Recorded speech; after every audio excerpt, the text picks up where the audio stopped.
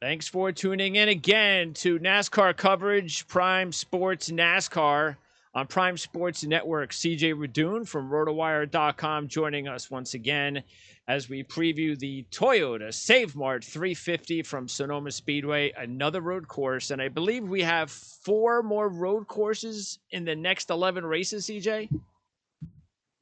We do. We've got Sonoma. We have then Road America, Watkins Glen, and then the Indianapolis road course all coming up before the playoffs kick off. Yeah, and I was talking. I was talking to Eric. Of course, we did the show yesterday, the playoff standings show. So check that out. That's every Monday. We did it Tuesday because of the holiday. That's every Monday. We're going to go over the playoff standings in detail, and then starting a week from Thursday, Eric's going to join me to do an IndyCar Series race preview every Thursday whenever there's a race. But we were talking about the schedule, and not only is there 4 road course races, but you have Daytona and you have the new Nashville Oval race. So there's 6 races where anything can happen. Yeah, though on the road courses, they're becoming much more predictable, aren't they? I think if we get rain like we had at Coda, maybe you could have another crazy result. But I think we're beginning to see who the true players are on the road courses. And we've been talking about it for a while, that even the guys who are traditionally not road course racers, they've stepped up their game in recent seasons. And it truly, the cream really does rise to the top, regardless of what circuit you're on. So I think road courses, albeit, Road America is going to be a completely new one. That's going to be very unique, and I think that'll be relatively unpredictable. But a place like Sonoma that they know really well, I think it's going to get pretty predictable. Well, we'll get into that in a little bit when we preview the race. We'll go over the latest odds, our fantasy take, and more. Just taking a look last week. Well, let's take a look at our fantasy teams, and you can check out the standings and everything regarding our fantasy teams on Eric's website at racereviewonline.net or on our website, Prime Sports Network. But Eric does, especially for the fantasy coverage, he goes more in depth, and we basically steal his article and post it anyway. But your driver dominated this week, which was not a surprise last week, CJ. We talked about that, the potential of Kyle Larson dominating. And that's exactly what happened, especially when we didn't know while we were doing the show last Wednesday that he would be on the pole. Yeah, I had the feeling that it was going to work out for him. We talked about how he really hadn't shown too much at Charlotte in the past, but this is a completely new season. You kind of have to throw away the book for Larson, particularly at tracks where he's just been mediocre in the past, given the new circumstances and new car, new team, and the way that he's been racing recently coming into Charlotte, specifically the oval. It's a place where if you've got a lot of momentum and you've got a lot of speed compared to the rest of the field, you're going to be out ahead and you have the chance to dominate. And we didn't see the yellows throughout the race that would have jumbled things up, and that gave him the opportunity to really stretch his way out there. Unfortunately for me, from a fantasy perspective, my two of my other guys ended up second to last and last. So yeah, that's true. But you did win the points week, barely. Barely. Over Eric, because Eric had Chase Elliott finished second, and William Byron finishing 4th. And of course, I finished my usual 3rd place, even though I had Kyle finishing 3rd and Bowman finishing 5th. So we all kind of shared in the top 5. Even though you only had one in the top 5, you had the one where it counted, which was the win. Yeah. I just needed one of the other guys to at least be in the top 15. I think I only made up 15 points on the week. So when I saw that Eric was still ahead, I was kind of annoyed, especially considering it was a point. Yeah. So as far as our and really, you're still behind Eric by a little bit, right? A few points. Yes. Right. And that's second of our. We tripled the points in 3 races during the season in our fantasy league. Again, all this information is posted each week on racereviewonline.net, so you understand what I'm talking about. But basically, our 3 top races that we consider the premier races, 3 of we have the one this past weekend. What was the first one? The Daytona 500? Daytona 500. And then the last one is the Bristol Night Race, which is coming up during the playoffs. Futures-wise, and it's still, it's really a good year futures wise, to try to make some money in the futures business because of the parity that's out there. There are as many as 10 drivers that have a realistic chance to win the championship. And Eric has invested the most money, 11,300. You're next at 10,200. Then I'm all the way down to 7,700. But it's all depending on exactly what strategies we all have. But Kyle Larson is really the big one. If Kyle Larson were to win the championship, you guys would make out really well, and I'd even pretty much break even at this point. So Kyle Larson's the one that could do really well for us, and hopefully our viewers have listened and they've thrown a few bucks Kyle Larson's way, because he's now the co-favorite, and he hasn't always been the co-favorite. No, he remained pretty. I'm surprised actually at this point he's not the lone favorite, but he remained, I don't know, third, fourth, sometimes even fifth choice earlier in the season. And he was showing the exact same characteristics that he showed last week, being able to come out and really lead races and challenge for wins. He just, hadn't had the luck always. He had a couple of unfortunate circumstances earlier on in the season, never lacked for speed or whatever. And then had that string of runner-up finishes, and you knew he was going to get the breakthrough again. Denny Hamlin was probably the one that started off the strongest and has cooled off recently, so that plays into it a little bit. But given the fact that we've had so many different winners with so many races now into the season, that really opens up the door for a nice futures play if you can play the cards right. So I've been trying to stick with my newfound strategy over the past couple of weeks. It seems to be working out so far. If the odds change drastically, if somebody goes on a win streak, I might be screwed, but we'll see. Well, I don't know. I mean, I'm thinking, look, Elliott's 7-1, so it's still going to take him a lot to get to be the favorite. It could happen quickly, but I don't know. I'm not so sure we're going to see a driver at 3-1, to tell you the truth. But maybe by the time we get to the playoffs, it'll be possible if someone gets really hot, like if Larson keeps us up for the next 6 weeks, something like that. But I just think there's too much parity. I think we're going to have this for a while. Good point. Yeah, very true. Given that Chase Elliott, who's a logical one, would be the next one to kind of make a charge up there. And he's the one that I'm pretty far behind on, quite honestly, just because I didn't think that it was possible to win 2 championships back to back. But if he goes on a win streak and rapidly drops those odds, then that would be what tanks my strategy. But otherwise, as long as Larson, things keep playing out the way that they have, I'm feeling pretty good. And Blaney, Byron, and Bowman continue to be bargains. I mean, Blaney and Byron at 12-1 and Bowman at 14-1. Yep. Take advantage of that. Okay, so let's go into it. And I always try to point out who we all agree upon each week. And Larson, we all agreed upon last week. It might have been like one of the very few times all year that we have collectively not only agreed on a driver, but the driver won the race. So that's good. And that's really mostly my fault. I've had a lot of bad luck, can I say. But there's 2 drivers that we have all agreed upon. Do you know who those 2 drivers are? I did not look at anybody else's picks, so this is going to be a challenge for me. I don't think it's Elliot because he was too low for you. Eric might have gone with him, but I'm going to say Byron. Yes. And then the second one. Byron's 12-1. Couldn't have been Truex. No, both you guys did. I did not. Okay, then I don't know who the Hamlin. Second one would be. We all put the same amount on Hamlin too. $10 on Hamlin at 14-1. So Byron and Hamlin, those are the 2 drivers we all agreed upon as we take a look at the 2. See, it's all about Chase Elliott and the 2-1 number, and you're actually the only one to put money on Chase Elliott, but you did it the only way you could. Yep, you had to. You had to invest. You either do it the way you did, where you're just trying to get your money back, or you do the whole thing and you actually can try to make $100 on the week, or actually, $100. But look, it's tough to do at 2-1. We all know that. The reason why I thought it was easier for me to stand away from it is because of the fact that he's not won there yet. And I know he's a different driver than the driver that when he was there a couple years ago. But that's just a fact.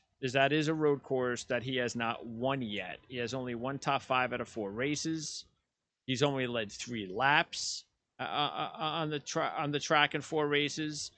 So because of that, and I know he won COA, but I think we all agreed that maybe he didn't deserve to win that race. But look, 2-1 was just too low for me. It was very low, and I hesitated because of the exact same reasons that you threw out there. The 3 laps led, 1 top 5 finish. But when I really looked at what he has done at Sonoma, and plus it was a year off. I mean, last year we didn't even race there, so who knows, how long a year off is going to be at a track. But the reason that I ended up changing my mind was because his first 3 starts were 21st, 8th, 4th, and he was getting better. Then you look at the 4th start, that was when he led 3 laps. He ended up finishing 37th, but he had an engine failure. He only got 60 laps into that race, so who knows how that would have played out if in front, and that was when he was leading his first laps at the track.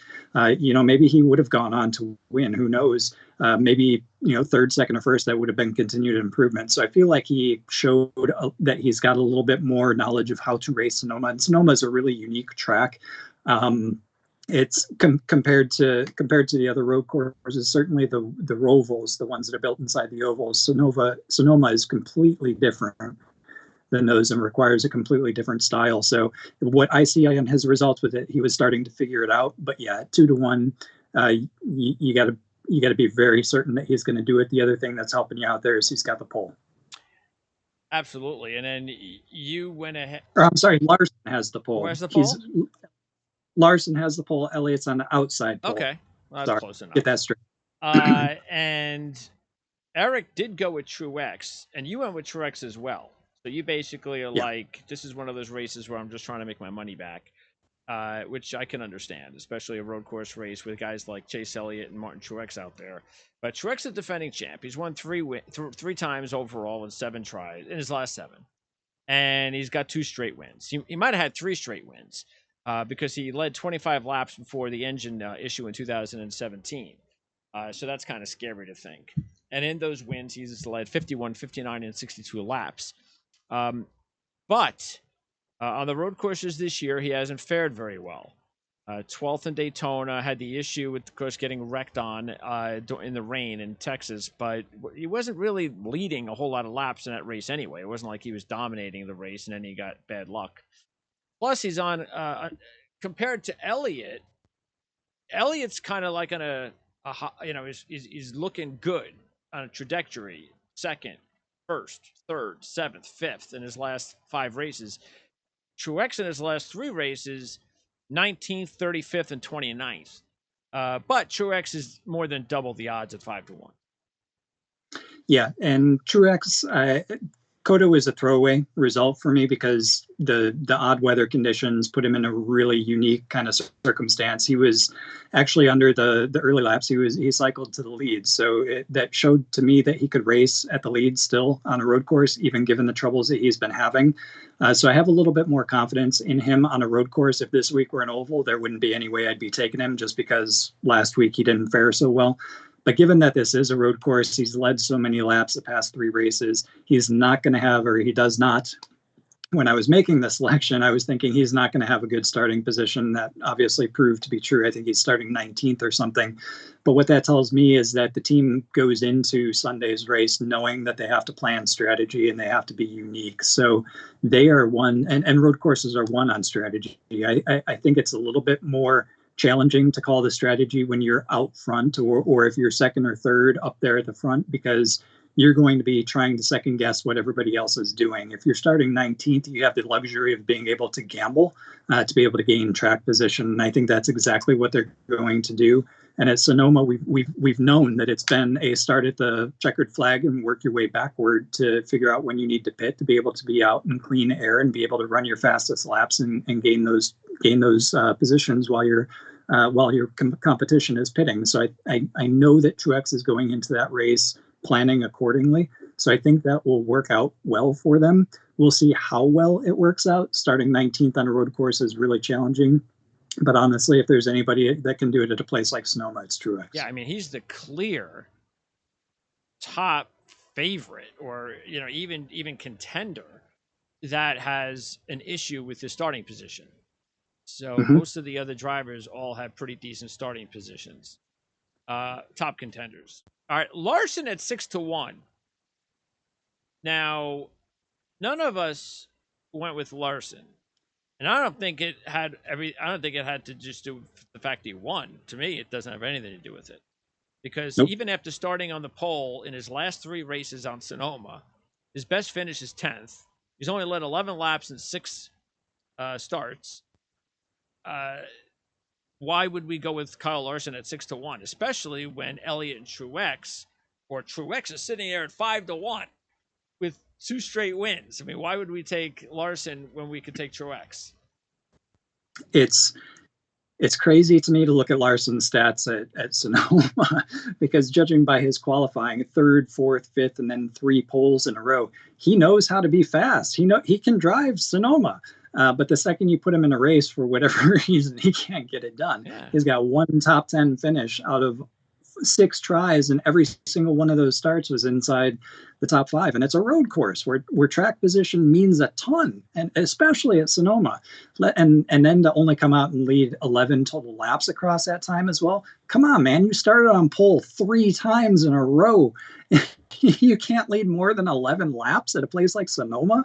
I could probably get in a Ford Fiesta, and if I the first turn, I could probably hold off the rest of the field for 1 lap. But so something is off there with him at Sonoma when it gets into the race, and I'm not exactly sure what it is, but I'm going to be watching very closely. It probably has to do a lot with Ganassi and their ability to either do pit stops or call the strategy properly. We'll see how that changes at Hendrick for him, but until he proves something race-wise at Sonoma, I'm not going to touch him. Yeah. Definitely not 6-1. Yeah, I don't think so. I wouldn't have touched them no matter what the odds were, because they wouldn't have been. They should have been like 10-1 or 12-1, something like that. I wouldn't have even touched them there. So fantasy-wise, is there a clear? Forget Larson, Truex, and Elliott. If you were just thinking fantasy, which way would you go? Because I'm guessing Elliott, but maybe that's not the case because the odds are different. So which way would you go? From a fantasy perspective, I would 100% go Truex because he is fast and he's got the slower or the lower starting position. So he's going to gain extra points by moving his way through the field and get track position.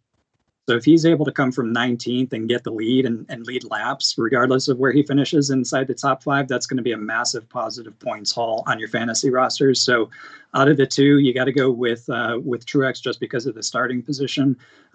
Elliott's a solid choice from a fantasy perspective, though, as well, with the front row start and being so good on the road courses. You're just not going to get those extra points from starting position being row.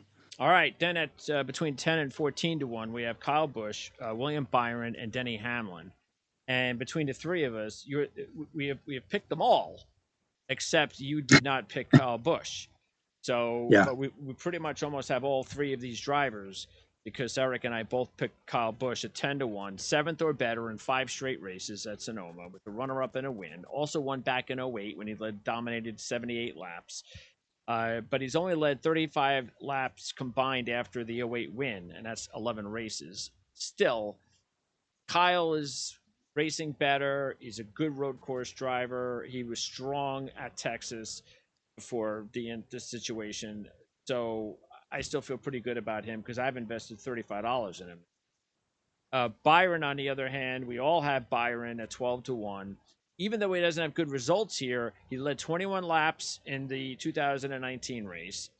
And I don't know if you want to call it karma or whatever, but the last 3 winners in the series were Bowman, Elliott, and Larson. So maybe Byron will make it 4 for 4. I am worried about the fact that 2 of his worst 3 races results this year are on the road courses. And then at 14-1 is Hamlin, who has 4 top 5s in 14 races. And that's okay. But what's more important is in his last 4, 5th, 10th, 4th, and 2nd. So he's been really strong lately. But he's cooled off in the series with just 1 top 5 in his last 6.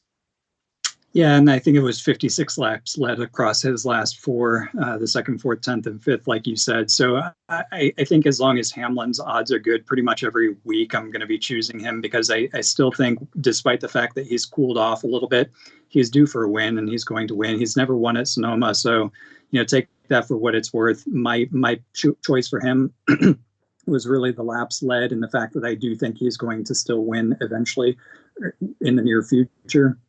For Byron, the real deciding factor for me was the 21 laps led in 2019. If you can lead 21 laps at Sonoma, despite the fact that your only finishes are 25th and 19th, then I don't care. I'm gonna choose you, especially if your odds are good. I couldn't find out. I was trying to find out what the problem was because I was looking at the highlights of the race. I didn't have time to look at the whole race, but I and maybe what I'll do is I'll try to go back to the whole race after the second stage.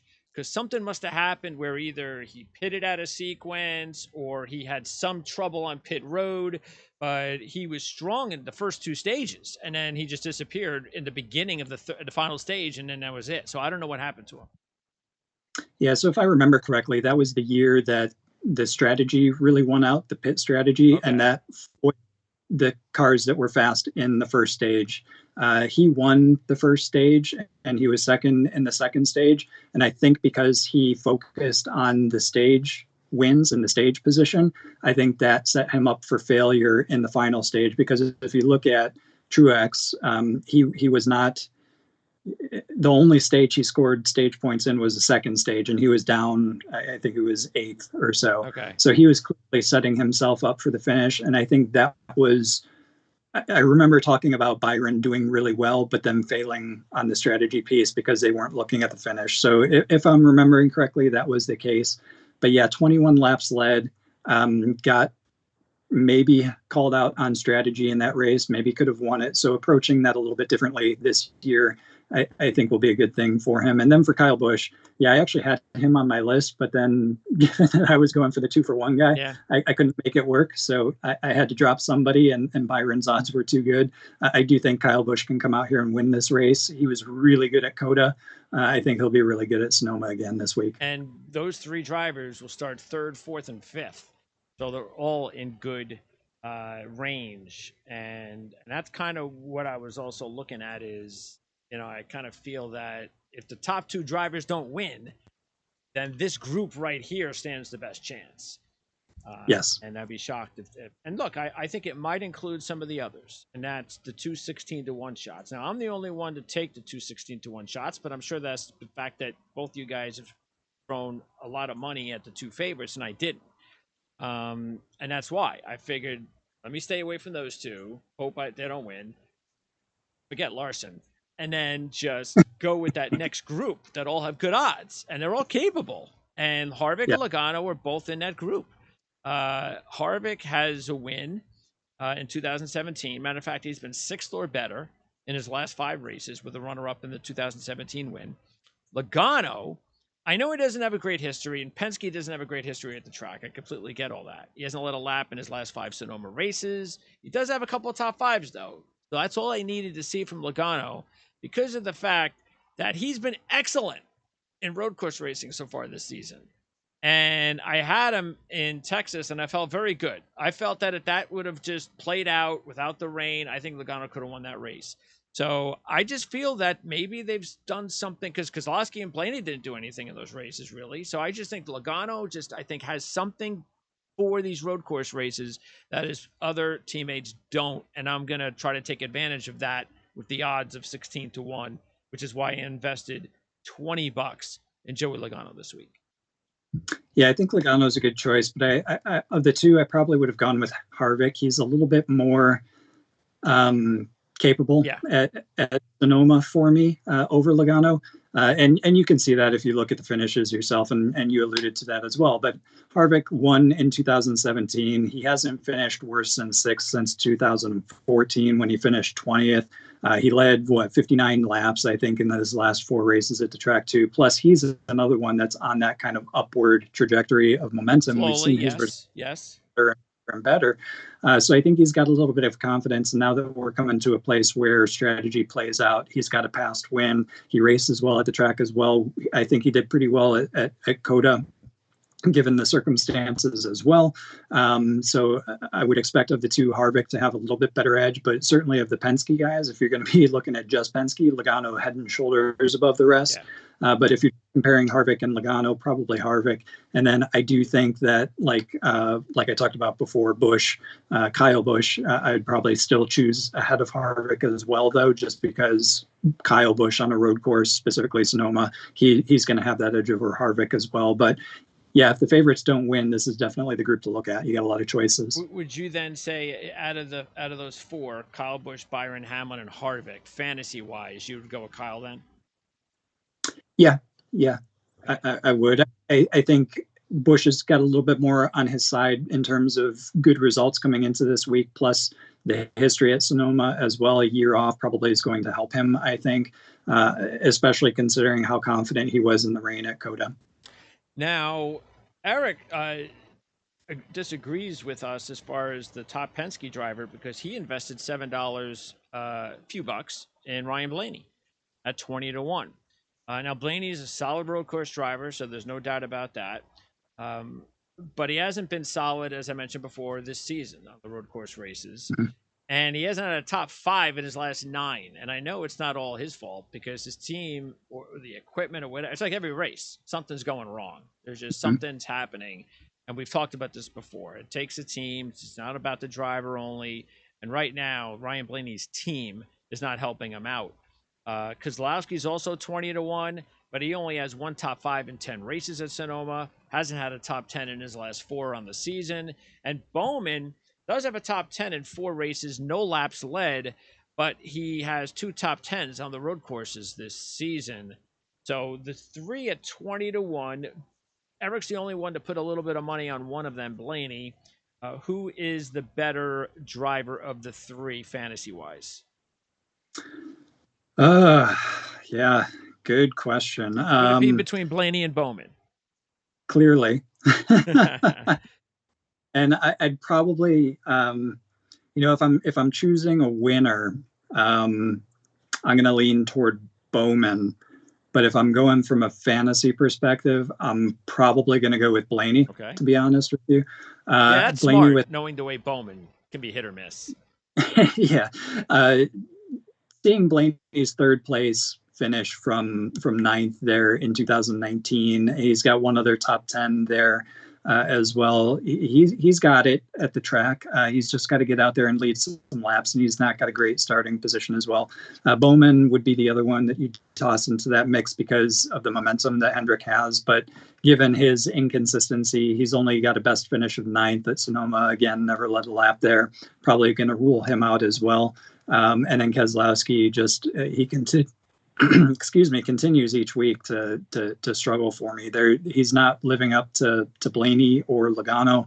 I don't know what's going on there. If he's got his sights set on next season with moving on from the team, or the team maybe has their sights set on next season. That's going to be something to monitor because last year we know Penske didn't. They were kind of like this last year, and then they came on strong at the end. But Keselowski, he's got a different team next year already. Yes, and that worries me. And 13th and 18th, best finish of 3rd at Sonoma in 2017. So Keselowski is just kind of a throwaway until something changes from week to week, and he gets more consistent top results. So the two, it would certainly be between Bowman and Blaney. If I was going for, if I'm going from a fantasy perspective, I think Blaney is a better shot to be able to consistently finish higher than Bowman. Which, strangely enough, have been the opposite case this season on the road course rate. Blaney that struggled, Bowman that's had the top 10s. Where again, it's funny because Bowman, if you take him outside of the road course races, and when he doesn't win a race, he's very inconsistent. And in the 15s, he's in that kind of stuff. Where Blaney has been more 11th, 9th, that kind of thing. All right, now we go far back a little bit to Bell, who won Daytona but has struggled lately. No top 10s in his last 6. Kurt Busch 33-1, Reddick 33-1, Bell 28-1. I did put a little bit of money on Kurt Busch, and maybe strategy wise, because he's starting all the way back, maybe he does something different. Plus, he's been very good at Sonoma. He's got 7 top fives and a win. He led 76 laps in the 2011 win. Now, he's only led 1 lap the last 4, but he's got almost 200 laps at Sonoma led. He was 4th at Daytona this year. But, he's struggling. There's just no doubt about it. He struggled again last week, and he has been probably your most disappointing driver on your fantasy team. Reddick was also in this group, as I mentioned, and Eric put a few bucks on Reddick. So Eric put a few bucks on Reddick. I put a few bucks on Kurt Busch. Reddick has 7 top 10s in his last 9 races this season, but only 1 top 5 on the year. So we know which of these 3 drivers is heading in the right direction. But again, Kurt Busch has a better history. Bell and Reddick have never raced here on the Cup Series before.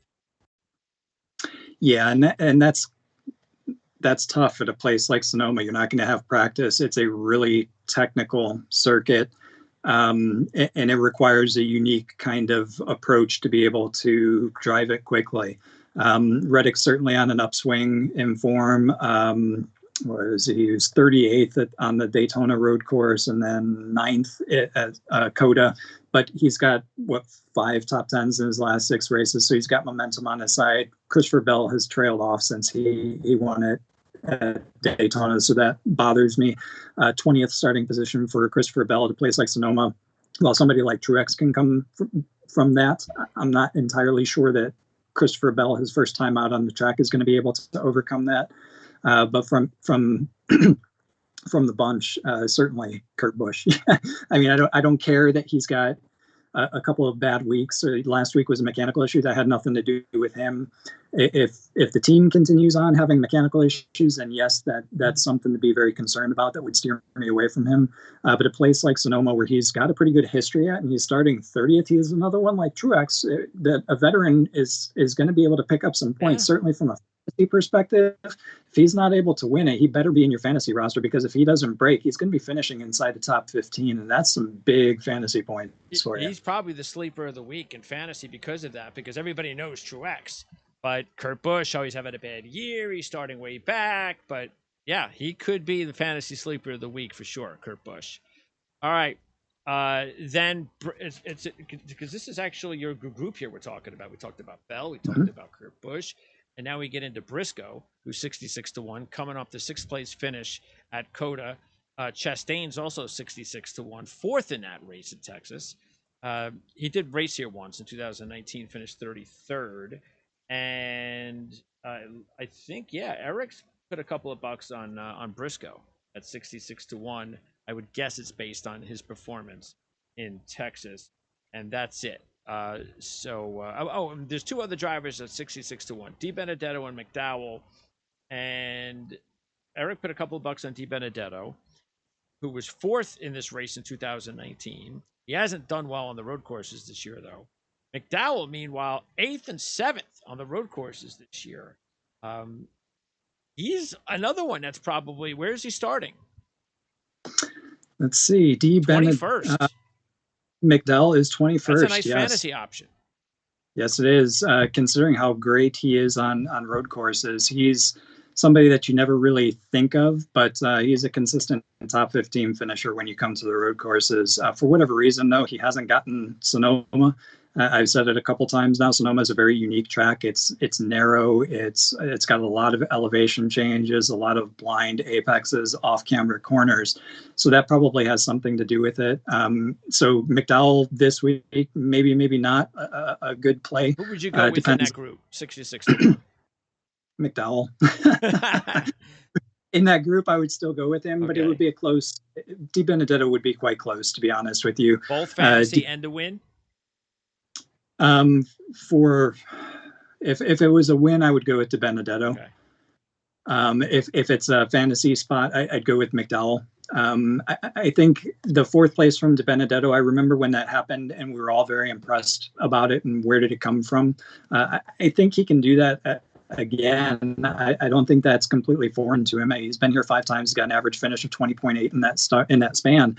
McDowell's more consistent on road courses, more consistently good on road courses, but he's not had that high spike that gets him, the top 5, top 2, top 3 finish, along with lead laps. Plus, he's never done it at Sonoma. DiBenedetto having done it at Sonoma, I think would be a good thing. Plus, it's a strategy race and track position as well.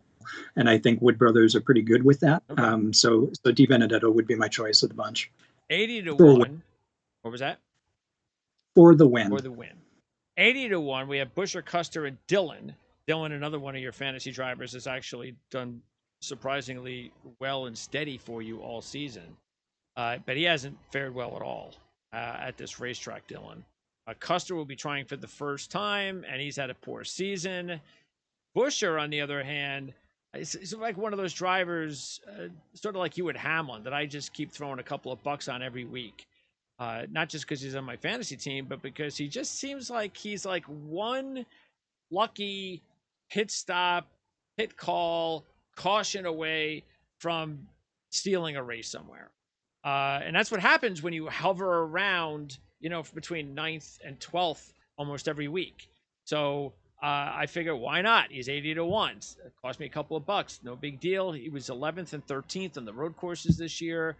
And he's got 3 top 10s in his last 5 on the season. Would he be the top of that 3 right there? Absolutely. And for the exact same reason that you said, he lurks around the top 10 every single week. And he's done exactly that at Sonoma as well. 19th, 12th, and 16th in his last 3 starts. He led 4 laps in 2017 when he finished 19th. So, yeah, he's one good call or one lucky caution break away from a really good finish, if not a win. Whereas Austin Dillon, his best finish here was 16th. He's got a pair of 17th place finishes, not even a top 15. So he's not even within that mix of lurking around that 9th to 12th type of position like Buescher is. Buescher is doing it every single week this year, and he's done it consistently at Sonoma. So of those, certainly you're going to go with Buescher. And then finally, the rest of the long shots include Daniel Suarez at 100-1, Jones and Stenhouse at 150, Almirola, Newman at 200, and Wallace at 250.